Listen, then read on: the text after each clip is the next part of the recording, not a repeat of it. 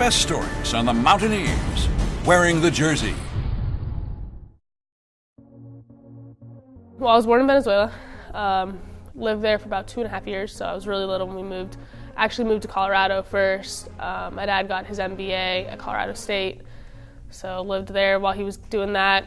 Then he got a job offer for Sprint, which is really big in Overland Park. So, they have world headquarters there and everything. So, got an offer from them, moved to Overland Park, and lived there for 13-ish years. Originally, when I played with the boys, I was actually in Colorado. The way our apartment complex was set up, there was like a quad in the middle, some area in the middle.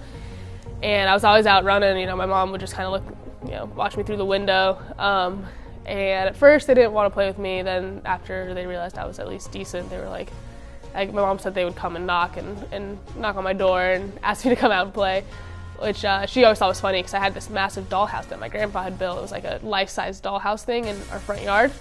And all the little girls would play in there, but I'd be out with the boys playing soccer, so I was kind of a tomboy. I played actually up a lot when I was younger, so I played with 18-year-olds when I was 11.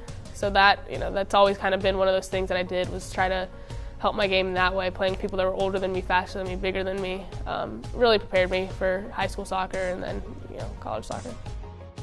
The recruitment process is all about looking at a whole bunch of different schools, seeing what you want. Ironically enough, I didn't want to play in the Big 12. I didn't want to stay close to home. So I kind of looked a little further out. I ended up coming to Morgantown, and it was a whole different experience than what I really thought it was going to be. From Kansas, you don't really know what West Virginia is. You kind of hear the stereotypes all the time. But the second you get here, it's not what people think it is at all. I was also, as a big college basketball fan, I was lucky enough to come for Deshaun Butler's 40-point game against Villanova. So that was pretty exciting for me to see that atmosphere and see how crazy people were about their sports. And I talked to Izzo a lot about the fact that it's not just basketball that people are really into. I mean, we get a pretty good crowd for women's soccer games, and that's something that you don't see at a lot of other schools. So, I just like the atmosphere a lot. Obviously, the coaching staff and the program fit with me. And then on the academic side, they have a good journalism program. So it kind of all just came together. I'm Francis Silva. And straight ahead, I'll tell you about a group of drugs that West Virginians are abusing at an alarming rate. Our award-winning WVU newscast starts now. I've liked journalism since middle school, honestly. My parents kind of were the ones that actually told me about it. They were like, why don't you try sports broadcast?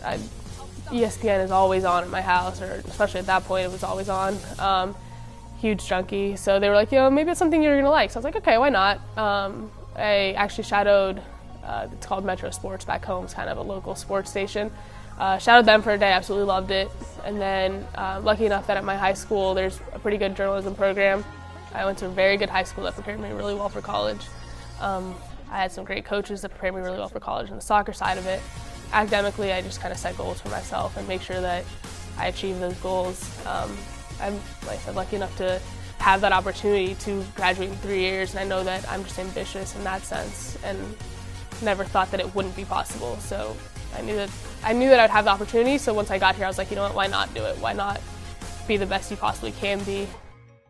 For a lot of people, it's kind of a natural thing that, if you're a goal scorer, you're a goal scorer. I know that's what people always talk about, Schwinn, she's a goal scorer.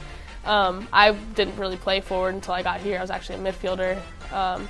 So it's a little different for me, but I think that I had a lot of time to kind of build into that goal scorer. I played on the outside a lot my freshman year. I never went in the middle of the field. I was on the outside the whole time my freshman year.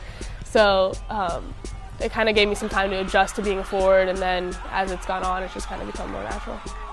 Yeah, I think you have to be competitive like that in order to succeed. You can't really coast. You're not going to go anywhere, really. And whenever you play someone who on the other team is a big scorer, mentally you're just like, what? I'm going to get more goals than they are this game, or I'm going to have a bigger impact on this game than they are, which luckily enough we have a really good defense, so it helps. It's crazy to think about. You never really go in somewhere thinking you're going to have that kind of success. But now that it's there, it's kind of, what? I've had great teams. I've been a part of some amazing runs, and I obviously give a lot of credit to all the classes that I played with for putting such great teams out there and being as successful as we have been. And obviously the coaching staff has kept us consistent through all 4 years. But it is a little crazy to think about. Probably something that I'll think is even weirder after I graduate, after I'm done. But I think we've set a really high standard here. And with my class, that winning is the standard. We're here to win championships, not only in our conference, but then hopefully at some point in the NCAA.